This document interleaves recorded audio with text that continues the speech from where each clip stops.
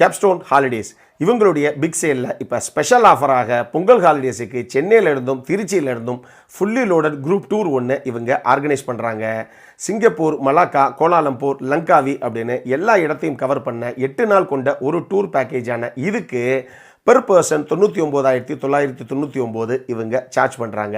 இதிலேயே உங்களுடைய Singapore visa, flight tickets, private transfer, hotel accommodation, breakfast, lunch and dinner, உங்களுக்கான dedicated tour manager, all entry ஃபீஸ்லேருந்து water bottle வரைக்கும் எல்லாமே cover ஆகிடும். இந்த டூருக்கான எக்ஸ்பென்ஸை நீங்கள் மொத்தமாக பே பண்ணணும் அப்படிங்கிற அவசியம் கிடையாது. நீங்கள் டூருக்கு போயிட்டு வந்து ஈஸி மந்த்லி இன்ஸ்டால்மெண்ட்ஸில் கூட இதை நீங்கள் பே பண்ணிக்கலாம். அப்புறம் என்ன, ஸ்க்ரீனில் தர்ற நம்பருக்கு கால் பண்ணுங்கள். உங்களுடைய ட்ரீம் டெஸ்டினேஷனுக்கான டூர் பேக்கேஜை கேப்ஸ்டோன் ஹாலிடேஸில் புக் பண்ணுங்கள்.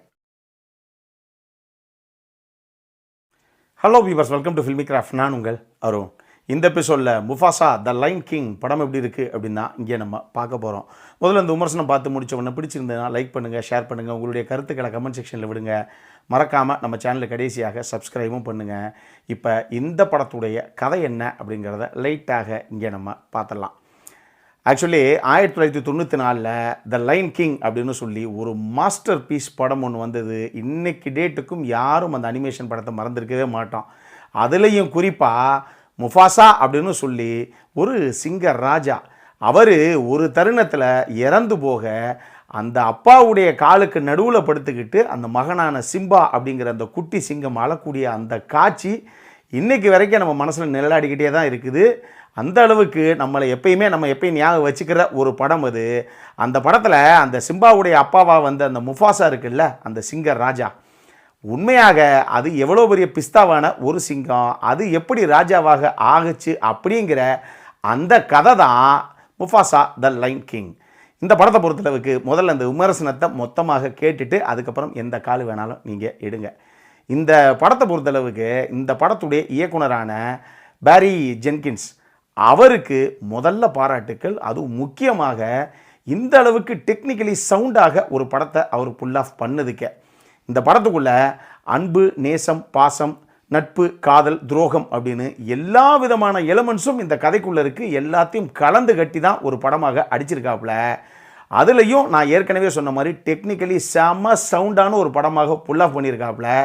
குறிப்பாக முஃபாசாவுடைய அப்பா அம்மா 2 பேரும் அந்த ஒரு வெள்ளத்தில் மாட்டிக்கிட்டு தத்தளிக்கக்கூடிய அந்த ஒரு காட்சியாகட்டும், 2 குட்டி சிங்கங்களுக்கு இடையில் நடக்கக்கூடிய ஒரு ரேசிங் சீனு, அந்த ரேஸ் நடக்கக்கூடிய அந்த காட்சியாகட்டும், கிளைமேக்ஸில் ஒரு குகைக்குள்ளே 2 சிங்கம் சண்டை போடக்கூடிய அந்த ஒரு காட்சியாகட்டும்னு சொல்லி, ஏங்க இப்படியெல்லாம் ஒரு சீன் எடுக்கிறதுக்கு நம்ம ஊர் ஆளுகளுக்கு இன்னும் 300 வருஷம் ஆகுமே அப்படிங்கிற அளவுக்கு நம்மளை பிரமிக்க வச்சுருக்காப்புல. அந்த அளவுக்கு டெக்னிக்கலி சவுண்டாக இந்த படத்தை ஒரு புல் ஆஃப் பண்ணியிருக்காரு. அட்டகாசமாக வந்திருக்குது இந்த படம் டெக்னிக்கல் ஆஸ்பெக்ட்ஸில் பார்க்கும்போது. அதே மாதிரி இந்த படம் நான் ப்ரெஷ் ஷோவில் தான் பார்த்தேன். ஆக்சுவலி இதை தமிழ் டப்பிங்கில் பார்க்கவே கூடாது, ஒரிஜினல் வெர்ஷனில் இங்கிலீஷில் தான் நம்ம பார்க்கணும் அப்படின்னு தான் நான் உட்காந்துருந்தேன். ஆனால் ப்ரெஷ் ஷோவில் கடைசியில் தமிழ் டப்பிங் வெர்ஷனை போட்டு விட்டாங்க. சரி, ஓகே, நம்ம ஊர் ஆக்டர்ஸும் நிறைய பேர் இதுக்கு டப்பிங் பண்ணியிருக்காங்க, சரி எப்படி தான் இருக்குன்னு பார்ப்போம் அப்படிங்கிற ஒரு இதில் தான் போய் பார்த்தேன் அப்படின்னு வச்சுக்கோங்களேன். ஆனால் பொதுவாகவே இந்த தமிழ் டப்பிங்கில் என்ன பிரச்சனை அப்படின்னா, ரொம்ப சீரியஸாக போய்கிட்டு இருக்க ஒரு சீனுக்கு என்ன மச்சி என்ன சொல்கிற அப்படின்னு நம்ம ஆளுங்க தமிழ் டப்பிங்கில் அந்த சீனையை மொக்க பண்ணி விட்ருவாங்க. அப்படி தான் இந்த படத்துக்கு ஆகி போயிருமோ அப்படிங்கிற ஒரு சந்தேகத்தில் தான் நான் போனேன்னு வச்சுக்கோங்களேன். ஆனால் தமிழ் டப்பிங் உண்மையாக நீட்டாகத்தான் பண்ணியிருக்காங்க. எல்லா ஆக்டர்ஸுமே அந்தந்த எடுத்துக்கிட்ட கதாபாத்திரத்துக்கு என்ன தேவையோ அதை நீட்டாகவே டப்பிங்கில் கொண்டு வந்திருக்காங்க. அது நாசர் சார்லேருந்து, அர்ஜுன் தாஸ்லேருந்து, அசோக் செல்வன்லேருந்து, விடிவி கணேஷ், சிங்கம்புலி, ரோபோ சங்கர், ஸ்மிருத்தின்னு சொல்லி இன்னும் நிறைய பேர் இருக்காங்க. ஸோ எல்லாருடைய பேரையும் நான் சொல்லலை. ஆனால் எல்லாரும் எடுத்துக்கிட்டு அந்தந்த கதாபாத்திரத்துக்கு ரொம்ப நீட்டாக அவங்களுடைய வாய்ஸை உட்கார வச்சுருந்தாங்க அப்படின்னே சொல்லலாம். குறிப்பாக நாசர் சார், ஏன் அவர் ஒரு லெஜெண்டுன்னு நம்ம அடிக்கடி சொல்கிறோம். இந்த படத்தை பாருங்கள். இந்த படத்தில் த அவுட் சைடர்ஸ் அப்படின்னு சொல்லி ஒரு வெள்ளச்சிங்கத்துடைய கூட்டம் ஒன்று இருக்கும். அதுக்கு ஒரு லீடர் ஒன்று இருக்கும், கிரோஸ்னு சொல்லி. அதுக்கு நாசர் சார் தான் வந்து டப்பிங் பண்ணியிருப்பாப்புல. அந்த சிங்கம் நீங்கள் ஸ்க்ரீனில் பார்க்கும்போது அதனுடைய அந்த நடை உடை பாவனை, அது ஒரு சின்ன சிலுப்புனா கூட அதனுடைய முக பாவனை அது எப்படி ரியாக்ட் பண்ணுது அப்படிங்கிற விஷயத்துக்கு கூட தன்னுடைய வாய்ஸில் அந்தளவுக்கு உயிர்ப்பாக ஒரு உயிர் சேர்த்துருப்பார் அப்படின்னே நான் சொல்லுவேன். அந்தளவுக்கு அட்டகாசமாக இருக்கும் நாசர் சாருடைய வாய்ஸு அந்த பர்டிகுலர் கதாபாத்திரத்துக்கு. ஸோ டப்பிங்கில் ஓரளவுக்கு ரொம்ப நீட்டாகவே தமிழில் கொண்டு வந்திருக்காங்க இவங்க.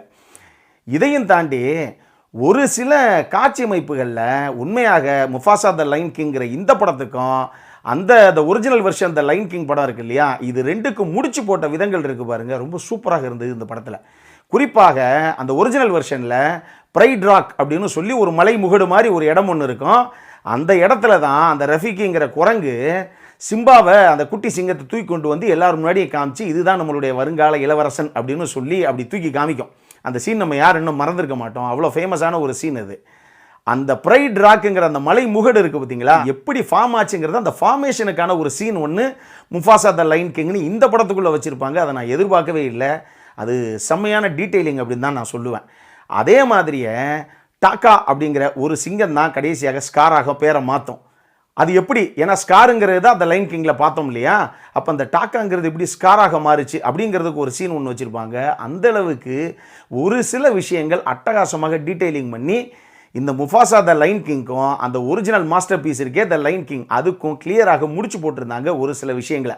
அது காட்சி அமைப்புகள் ஆகட்டும், கதாபாத்திரங்கள் ஆகட்டும், இது எல்லாமே போக இந்த படம் டெக்னிக்கலி சவுண்ட் அப்படின்னு நான் சொன்னேன் இல்லையா, அந்தளவுக்கு சினிமோட்டோகிராஃபி, படத்துடைய எடிட்டிங் ஒர்க்கு, மியூசிக் தான் அந்த படத்துடைய உயிரோட்டம்னு வச்சுக்கோங்களேன். படம் நெடுகளும் பேக்ரவுண்ட் ஸ்கோரிங் போயிட்டே இருக்கும். சாங்ஸ் ஒரு பக்கம் இருந்தாலும் பேக்ரவுண்ட் ஸ்கோரிங்கும் அட்டகாசமாக உட்கார வச்சுருந்தாங்க. பல இடங்களில் அந்த ஒரிஜினல் லைன் கிங்குடைய ஒரு சில பீஸஸை உள்ளே இன்க்ளூட் பண்ணியிருந்தாங்க, அந்த எமோஷனல் சீக்வன்ஸுக்கான ஒரு சில பீஸு. அதெல்லாம் ரொம்ப நல்லாவே உட்காந்துருந்தது இந்த படத்துக்கு. இது போக சிஜிஐ, விஎஃப்எக்ஸு, எஸ்எஃப்எக்ஸு, படத்துடைய சவுண்ட் டிசைனிங்னு சொல்லி டெக்னிக்கல் சைடில் மேக்ஸிமம் ஒரு படத்தை புல் ஆஃப் பண்ணுறதுக்கு என்னென்ன தேவையோ அவ்வளவுமே இந்த படத்துக்குள்ளே இருக்குது. சரி, அப்போ நீங்கள் சொல்கிற பார்த்தா அந்த படம் ஆகா போக படமா, வேறு லெவல் படமா அப்படின்னு கேட்டிங்கன்னா இல்லை. இன்னுமே இந்த படத்தில் பல விஷயங்கள் நல்லா நேர்த்தியாக கொண்டு வந்திருக்கலாம். ஒன்றுமே கிடையாது.